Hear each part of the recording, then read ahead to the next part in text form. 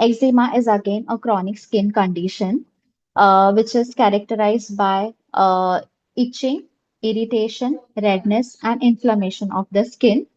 It is most commonly seen in childhood, but also can be seen in adolescents as well.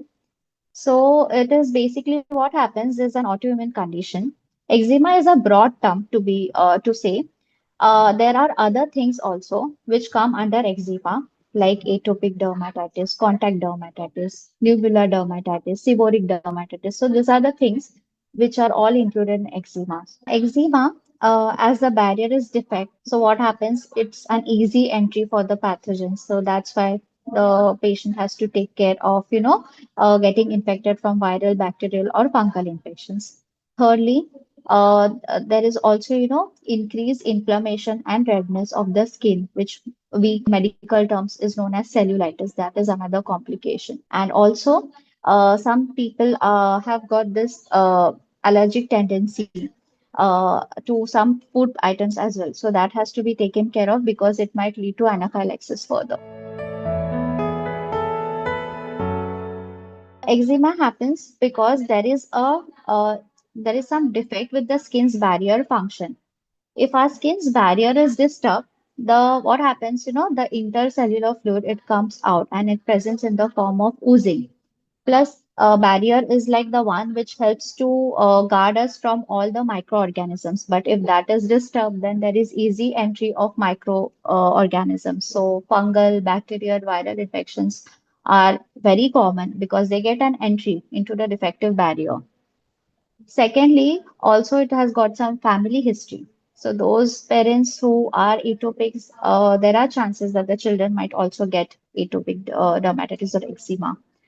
Thirdly, there are some allergens or triggers like dust, pollen, hay, some food items. Food items most commonly we see is dairy products or some products in our day-to-day use like scented, fragrant perfumes, some soaps, harsh detergents.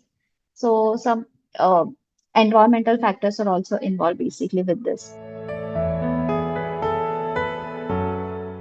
Eczema types, as I told you initially, it includes atopic dermatitis, which is the most common one. It is seen in children. Growing age is the most commonly affected. Because of this atopic dermatitis, we have to be ask the patient if he has got any other allergies or history of asthma at the time of visit, so they can just help to rule out further diagnosis. Secondly is seborrheic dermatitis. Seborrheic dermatitis is another form of eczema, which includes the oil producing areas. Most commonly are the scalp, then around the nose, around the ears. These are the ones which produce sticky, oily, greasy yellow scales, whereas atopic dermatitis produces dry, scaly or grayish color scales. So this can be differentiated. Thirdly is nubular eczema, which is like eczema which presents in a coin or disc-shaped circular form of eczema. Then another one is contact dermatitis. Contact dermatitis or irritant contact dermatitis. Basically, it happens because of some exposure to some metals or some allergens or some irritants in the food, which affect some individuals in and present in the form of eczema. In the beginning, it presents with dry, scaly, itchy skin which leads to further excoriation and lichenification, which is thickening of the skin because this each scratch cycle keeps on repeating. Thirdly, it leads to oozing of fluid from the lesions. So these are the symptoms most commonly seen. Eczema, if the patient comes to us, we have to take a thorough medical history, ask him about what all products he is allergic to. Is there any history of asthma? Because asthma is very common. So there's basically a triad, which is allergic rhinitis, asthma, and atopic dermatitis. So these three have to be taken care of. Also, we have to see if there is family history involved. Thirdly, is anything in his day-to-day life affecting or bothering it? Be it any food item, be it using any skincare products which are too fragrant or perfume, Everything has to be ruled out. And we have to do a skin biopsy if a definite diagnosis is not made. Most essential step is the skin has to be moisturized well because no, the skin becomes very dry. If there is dryness, definitely we tend to itch. So a good moisturizer which is free from fragrance or perfume is one which is needed, and that has to be applied for at least two or three times in a day. Second, and the best time to apply moisturizer is immediately after 10 to 15 minutes of having a bath, and also once at night, and also in between. So the patient has to be suggested basically to carry a bottle of moisturizer with him so that whenever he feels like itching, instead of just scratching it with his nails, it's better that it applies a moisturizer so that the skin doesn't become more irritated. Secondly is first line, which is over-the-counter topical steroids. So they have to be applied over the existing patches of eczema. This has to be continued for a short period of time. And then, if this is not getting the eczema cleared, we can do oral steroids as well. But again, has to be monitored. It can't be continued for a very long period of time. Thirdly, to soothe down the itching and the irritation, we use oral antihistaminics. So they just help to calm down the itching so that the itch scratch cycle can be taken care of. And just the patient has to stay away from all the products which, be it food products or the skincare products which are fragrant, perfume, or causing allergies.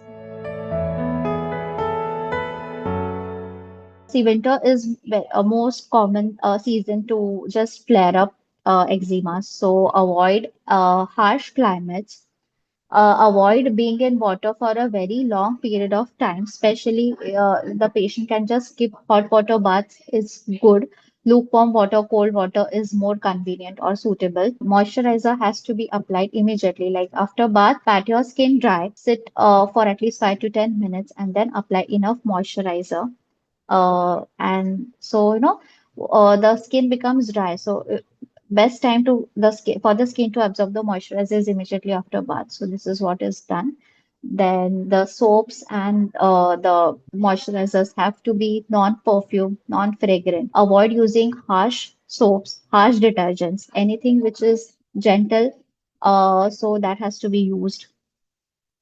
The food products which are allergic, most common are, there is seafoods like crabs, shellfish. Then there are some vegetables also, which some people allergic to. Some fruits, most commonly pineapples, strawberries, eggs, soya bean. These are the most commonly encountered allergens. Home remedies for eczema would be, to just apply good amount of moisturizer, be it olive oil, be it coconut oil. The skin basically has to be kept nicely moisturized. Then just avoid some herbal products because they might tend to irritate the skin further, like neem or neem containing products. Because what happens, there is excoriation, there is oozing. So people think that, after using some herbal products, it might settle down. But please avoid because the skin is already irritated. So we don't have to irritate it further. So such things, herbal products are to be better avoided at this stage. Anything which is nice, gentle, soothe has to be used. Avoid too no harsh going out in harsh climates because no sudden drop in temperature will further increase eczema episodes. Drink enough water. The skin has to be hydrated inside out, and apply good enough moisturizer.